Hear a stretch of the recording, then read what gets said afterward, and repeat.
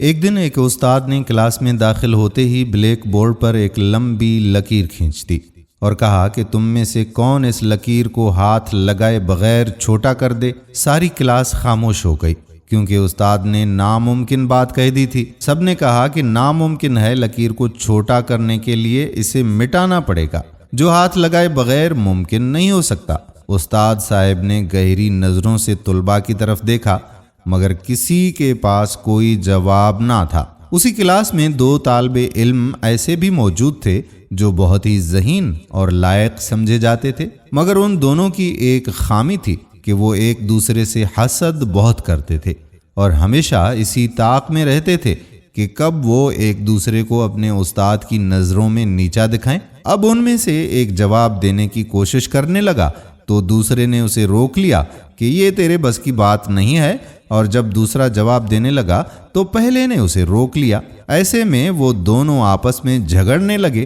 تب استاد صاحب نے دونوں کو بلایا اور کہا کہ تم دونوں کوشش کر لو، جس نے بھی اس لکیر کو ہاتھ لگائے بغیر چھوٹا کر دیا اسے کلاس کا سب سے لائق اسٹوڈنٹ سمجھا جائے گا۔ ان دونوں نے غور سے لکیر کی طرف دیکھا اور جواب تلاش کرنے لگے۔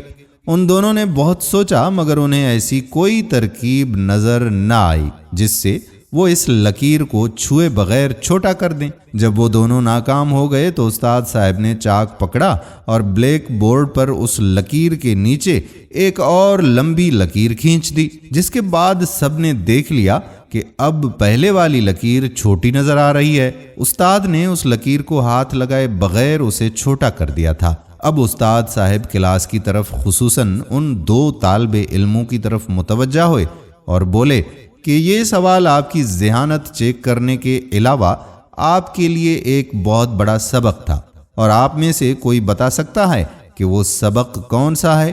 جب سب خاموش رہے تو استاد صاحب خود بخود بولے کہ آپ سب کامیاب ہونا چاہتے ہیں، مگر آپ میں سے کچھ لوگ کامیابی کا یہ سفر دوسروں کو نیچا دکھا کر، ان سے حسد کر کے اور انہیں نقصان پہنچا کر طے کرنے کی کوشش میں ہیں۔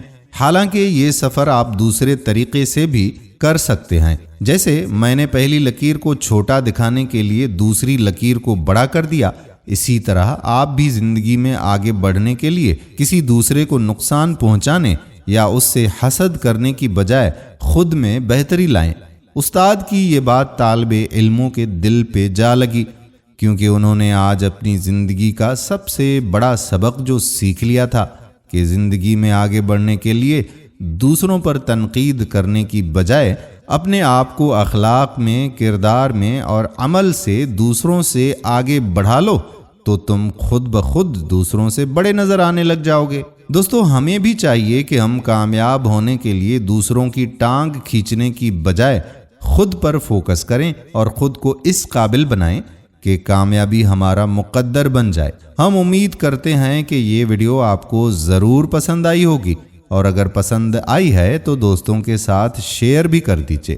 آنے والی ویڈیو تک قادر بخش کلہوڑو آپ سے اجازت چاہتا ہے۔ اللہ حافظ۔